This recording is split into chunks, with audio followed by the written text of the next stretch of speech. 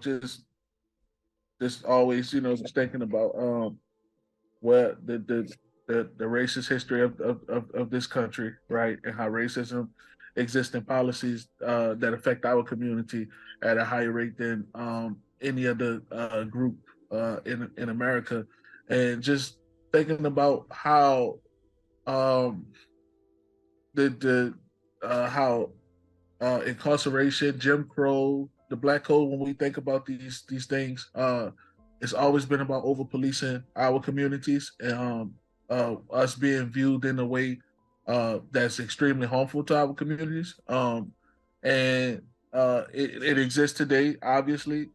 It's like across the country, but in Louisiana, we are the incarceration state. It's what we do.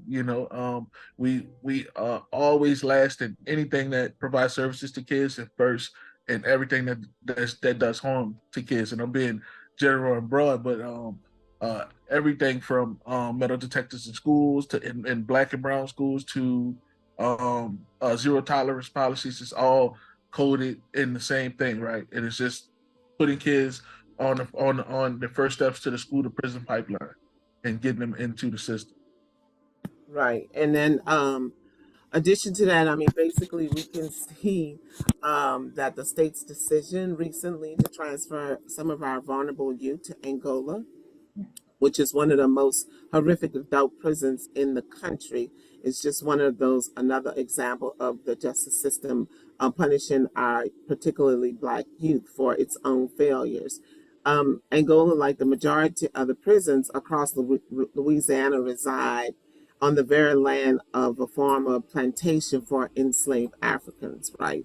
And OJJ is housing youth on the former death row unit. And we all know, like, the imagery of and the reminder of where they placed our children. We know it's not accidental.